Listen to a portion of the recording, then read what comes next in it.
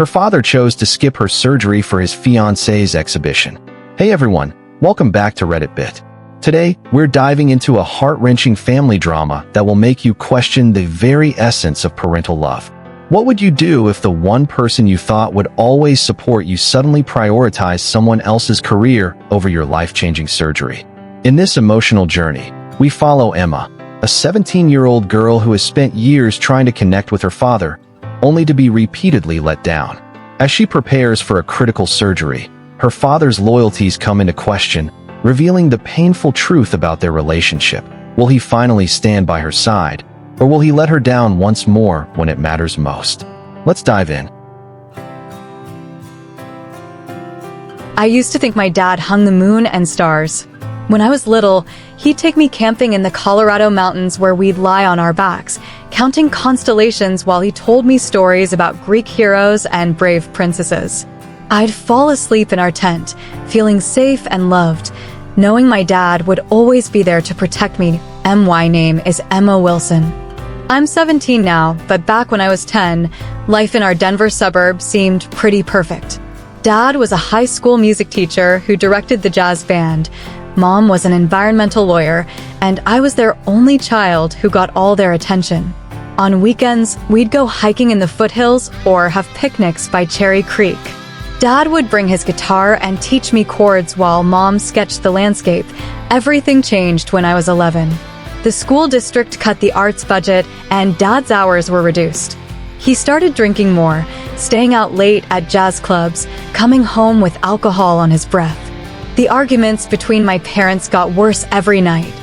I'd hide in my room with headphones on, playing my violin to drown out their shouting. "Your father needs help," Mom told me one evening, her eyes red from crying. "He's going to stay with Uncle Mark for a while and get some counseling." Dad moved out that weekend. I thought it was temporary, that he'd get better and come home.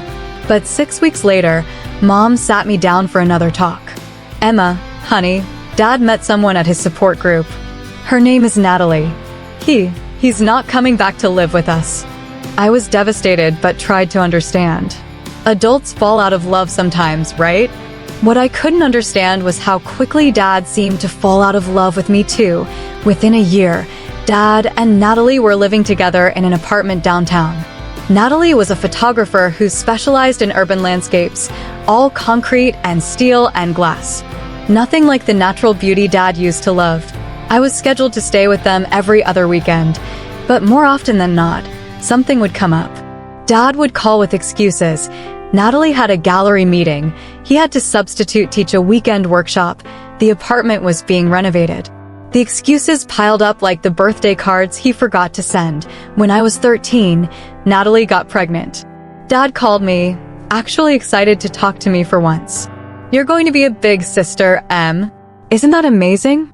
I forced enthusiasm into my voice even though my heart felt like it was breaking all over again. 6 months later, Zoe was born. She was tiny with Dad's curly hair and Natalie's green eyes. I wanted to resent her, but how could I? She was just a baby who hadn't asked for any of this. After Zoe, my weekends with Dad became even more sporadic. When I did visit, I was more of a built-in babysitter than a daughter.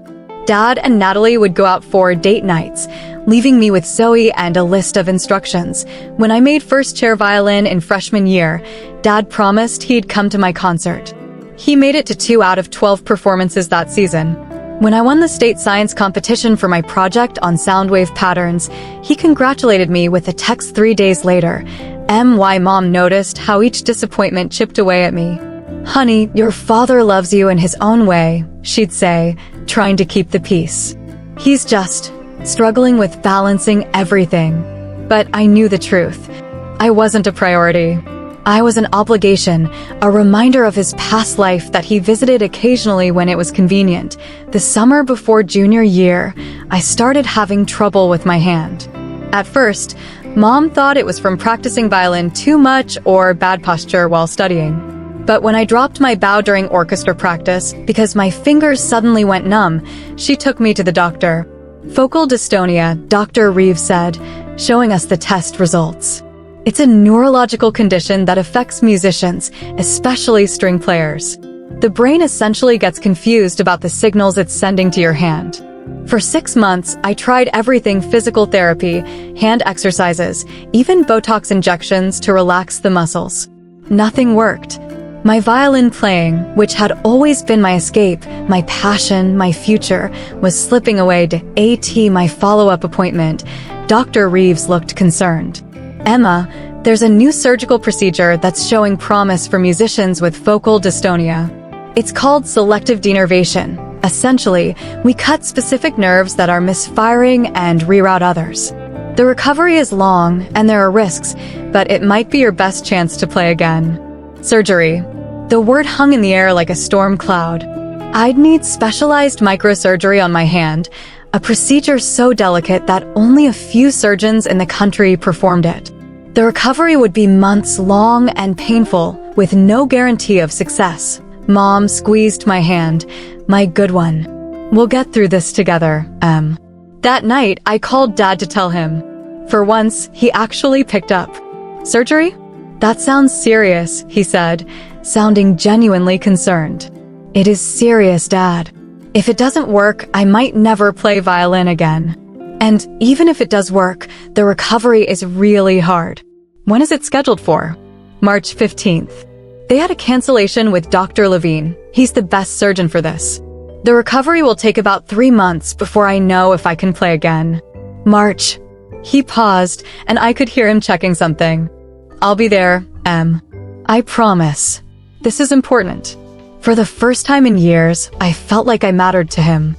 I felt like his daughter again. "Thanks, Dad. That really means a lot to me."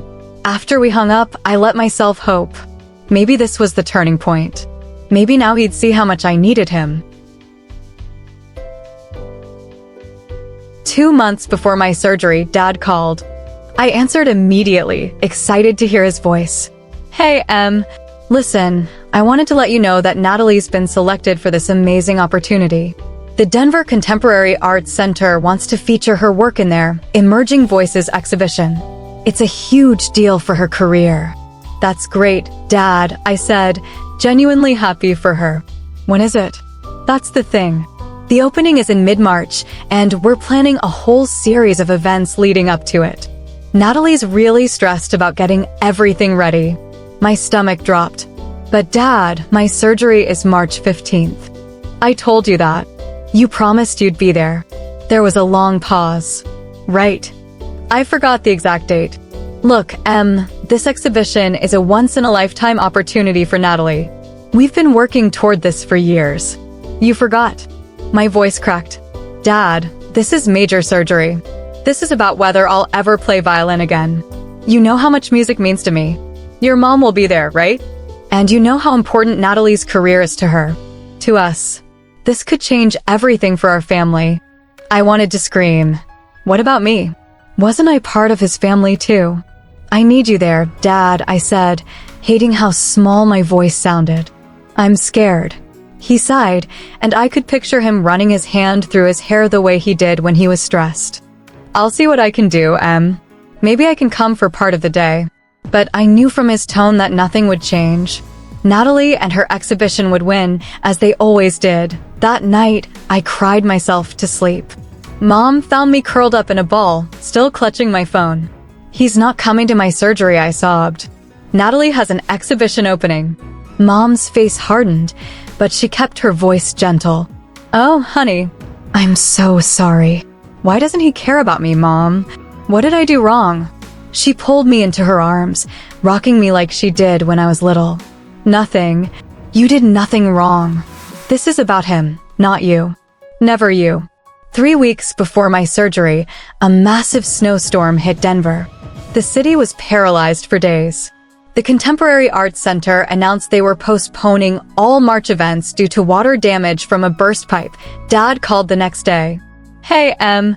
So, Natalie's exhibition has been postponed until June because of the storm damage. Which means..." He paused dramatically. "I'll be able to make your surgery after all." He sounded like he expected me to be grateful, like he was doing me a huge favor instead of fulfilling the basic duty of being a father. Still, a part of me was relieved. Maybe even happy. "That's great, Dad. Thank you. Of course. What kind of father would I be if I missed my daughter's surgery? He said, apparently oblivious to the irony of his statement. For the next 2 weeks, I allowed myself to believe that things would be different. Dad even called twice to check in on me, asking about pre-surgery preparations and what kind of books or music I might want during recovery. Mom remained skeptical. Just protect your heart, Emma, she warned. People don't change overnight. But I wanted to believe. I needed to believe that when it really mattered, my dad would show up for me. 1 week before my surgery, my phone buzzed with a text from Dad. Need to talk. Call when you can. My stomach immediately nodded. I knew that tone, even in text form. I called him right away. Hey, Dad. What's up? Something's come up. His voice was serious, but also excited. You know how the art center postponed Natalie's exhibition because of the storm damage? Yeah, well, the New York Gallery of Contemporary Photography heard about it and offered her a spot in their spring showcase instead. It's a much bigger deal than the Denver exhibition. This is national exposure, career-making stuff. That's great for her, I said, already feeling the knot in my stomach tighten. The thing is, he hesitated. The opening night is March 15th. They need her there for the press preview in the morning and the VIP reception that night. March 15th. My surgery date. Of course. And you're going with her, I said flatly. It wasn't a question. I have to, This is huge for her. For us. This could lead to a book deal, maybe even a teaching position at a major university. What about my surgery? My voice was barely a whisper. Your mom will be there. And it's not like you'll even know I'm there or not while you're under anesthesia, right? I'll call as soon as you're out of recovery. I couldn't believe what I was hearing. Dad, I won't be unconscious the whole time.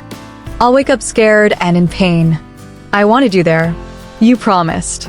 Emma, this isn't about who I love more, he added quickly. It's just that Natalie really needs me for this. Her anxiety gets bad at these big events. And I don't need you? I wanted to scream. I'm having surgery on my hand that will determine whether I can ever play music again. The one thing that's kept me going through all your disappointments. But I didn't say that. Instead, I said, I understand, and ended the call.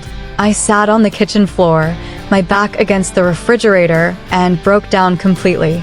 It wasn't just about the surgery. It was about years of being second best, of broken promises and missed moments. It was about realizing that no matter how much I needed him, no matter how important the occasion, I would never be his priority. Mom found me there an hour later, eyes swollen, cheeks tear-stained. He's not coming, I said, my voice hoarse. Natalie got a spot in some big New York gallery show on the same day. He's going with her. Mom sat down beside me on the cold tile floor. I'm so sorry, Emma. So sorry. It's always going to be like this, isn't it? I'm never going to be important enough. Mom didn't try to defend him this time. She just held me and let me cry. That night, I sent Dad a text. I understand that Natalie needs you right now. I hope her exhibition goes well. But I need you to understand how much it hurts that you've chosen her over me again. This isn't just about love, Dad. It's about showing up. It's about making me feel like I matter to you. You've given me hope so many times, only to let me down again and again. I'm tired of being the only one trying in our relationship. I hope you're a better father to Zoe than you've been to me. I truly do. I'm done putting in all the effort. If you want to be my dad, I'd gladly be your daughter. But if not, I'm going to be okay without you. He didn't respond. The day of my surgery arrived. Mom took 2 weeks off work, and Aunt Julie flew in from Seattle to help. My best friend Megan's mom drove her to the hospital at 6 a.m. so she could see me before the procedure. As they wheeled me into pre-op, I kept glancing at the door, a tiny part of me still hoping Dad would burst through it, apologizing for being late. He never did. The surgery took 4 hours. Dr. Levine told Mom it went as well as could be expected. When I woke up in recovery, groggy and in pain, Mom was right there, holding my hand. You did great, sweetheart, she said, her eyes wet with tears. Dr. Levine is very hopeful. The next few days were a blur of pain medication, uncomfortable hospital beds, and learning how to manage with my heavily bandaged hand. On the third day, a bouquet of lilies arrived with a card, "Thinking of you. Love, Dad, Natalie, and Zoe." Not even a phone call. Not even a visit. Just flowers and a generic message that Natalie had probably ordered for him. I spent 2 days in the hospital and then went home to begin the long recovery process. Mom worked from home to care for me. Aunt Julie stayed for 2 weeks to help. Friends visited after school, bringing homework and gossip. Dad called once, briefly, to ask how I was doing. The conversation was stilted and awkward. He mentioned that Natalie's exhibition was a huge success. 3 pieces sold on opening night, and a major art magazine wanted to interview her. I was genuinely happy for her, but couldn't help the bitter thought. He's probably been by her side every minute. Physical therapy was grueling. Learning to use my hand again, to make the fingers respond correctly, it all took time and incredible effort. There were days I cried from frustration and pain. But slowly, I got stronger. By June, I was able to hold my violin again, though playing was still difficult. My fingers didn't always go where I wanted them to, and I tired quickly. But Dr. Levine was encouraged by my progress. "Keep working, Emma," he said during a follow-up appointment. "Your brain is rewiring itself. It takes time, but I'm seeing good signs." Through it all, Dad remained distant. A text here and there. A brief call every couple of weeks. Never a visit. In October, our school held senior night for fall activities and sports. Even though I couldn't play with the orchestra anymore, Mr. Abernathy, the music director, insisted I be recognized for my years of contribution. It was tradition for seniors to be escorted across the auditorium stage by their parents or significant people in their lives. 2 weeks before the event, I texted Dad, "Senior night is October 12th at 7 p.m. They recognize senior musicians and club leaders. I'm being honored for my years in orchestra, even though I can't play anymore. Would mean a lot if you could come. We need to be at the school by 6:30. He didn't respond directly to me. Instead, he texted Grandma Eleanor, his mother, asking if she knew about the event. She forwarded me his message. "Oh, Emma never gave me a date. She doesn't tell me anything." The lie made my blood boil. I had the receipts. The text was right there on my phone with a red receipt. I forwarded the screenshot to Grandma Eleanor. "This is why I'm done," I wrote to her. "He lies to make himself look better." I told him exactly when and where. If he doesn't show up this time, I'm cutting contact. I can't do this anymore. Grandma Eleanor, who had always tried to stay neutral, finally responded, "I'm so sorry, Emma. I'll talk to him." The night before senior night, Mom found me staring at my phone. "Still no word from your dad?" she asked gently. "No, but Grandma Eleanor says he's coming. She and Zoe are coming too." Mom sat beside me on the bed. "Who do you want to walk with you tomorrow night?" "It's your choice, honey." I thought about it for a long moment. "Just you, Mom. You're the one who's been there for everything. You're the one who held my hand through surgery and drove me to every physical therapy appointment. You're the one who's never let me down." She hugged me tightly. "I'm honored." The next evening, we arrived at the school auditorium at 6:30. To my surprise, Dad, Grandma Eleanor, and Zoe were already there. Zoe ran to me, throwing her arms around my waist. "Emmy, I missed you so much. Daddy says you had surgery on your hand. Can you play your violin again?" I laughed, hugging her back carefully. "I'm working on it, Zoe. It's getting better every day." Dad approached awkwardly. "Hey, Em, you look good. Recovery going well?" "It's going," I said shortly. "Thanks for coming." "Of course I came. It's an important night." He glanced around. "So, what's the plan? Do I walk you across when they call your name?" I took a deep breath. "Actually, Mom is walking with me." His face darkened. "What?" "But I'm your father. I should be the one walking you." Being a father is more than just showing up for the public moments, Dad. It's being there for all of it. The hard parts, the scary parts, the boring, everyday parts. "This is ridiculous," he snapped. I drove across town to be here, and now you're saying I can't even walk with my own daughter? You made your choice 3 months ago, I said quietly. And every day before that when you chose not to be present in my life. He stormed off to the seats, Grandma Eleanor following with an apologetic glance my way. Zoe looked confused but went with them. When it was time for the ceremony, Mr. Abernathy called my name, Emma Wilson, 4-year orchestra member and former first chair violin, escorted by her mother, Diana Wilson. Mom and I walked across the stage together, her arm linked with mine, both of us smiling through tears. The audience applauded, and for the first time in months, I felt whole. When we returned to our seats, I noticed Dad, Grandma Eleanor, and Zoe were gone.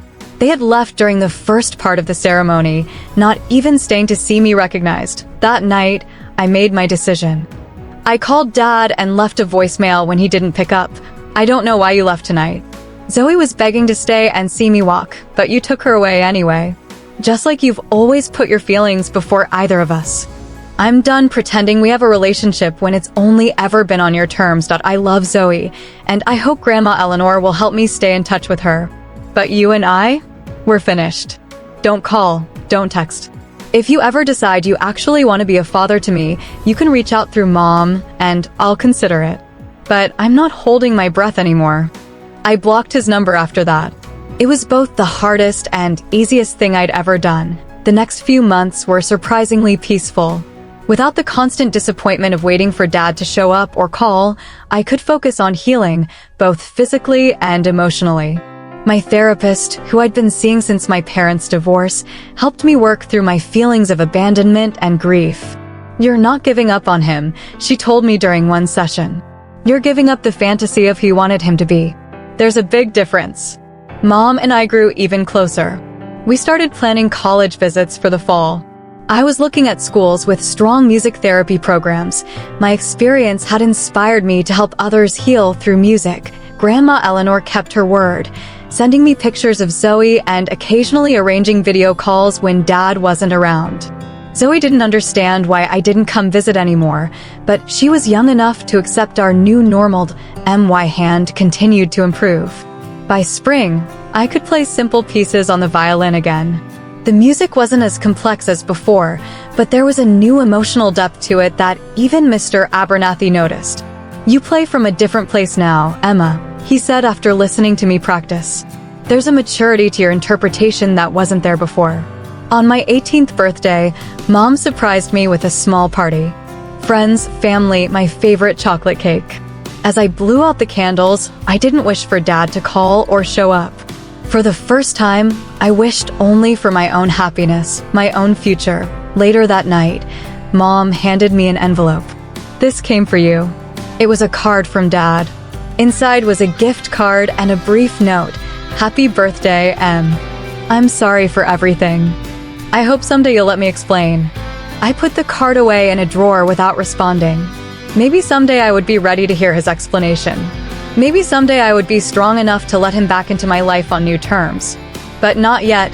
For now, I was focused on graduating high school, starting college, and building a life where I was surrounded by people who showed up, who made me a priority, who loved me not just in words, but in actions. As I stood in front of the mirror that night, flexing my healing hand, I realized something important. The surgery had changed me, not just physically, but emotionally. I was stronger now, more resilient. I knew my worth, and I knew that while I couldn't control who my father chose to be, I could choose who I wanted to become. That night, I picked up my violin and played Happy Birthday to myself. The notes weren't perfect, but they were mine. And for the first time in a long time, that felt like enough. What a powerful story we just experienced. Emma's journey is not just about her struggle with surgery. It's about the emotional battles she faced with a father who seemingly prioritized everything over his own daughter. From the moment her father chose to skip her surgery for his fiancée's exhibition to his eventual absence on her biggest night at senior night, the pain of feeling unimportant and neglected was palpable. Emma's heartbreak and anger resonated deeply as she realized that love is measured not just in words, but in actions. Through her experience, we learn that sometimes we must take control of our own lives and set boundaries. Emma's decision to cut ties with her father was an act of self-love and empowerment. It serves as a reminder that we all deserve to be prioritized, especially by those who claim to love us. What would you have done in Emma's situation? Would you have reached out for a conversation, or would you take a stand like she did? We want to hear your thoughts in the comments below. If you enjoyed this emotional journey and want to see more gripping stories about family dynamics and relationship struggles, be sure to subscribe to our channel. Give this video a thumbs up and hit that notification bell so you never miss an update. Thanks for watching, and remember, you are not alone in your struggles.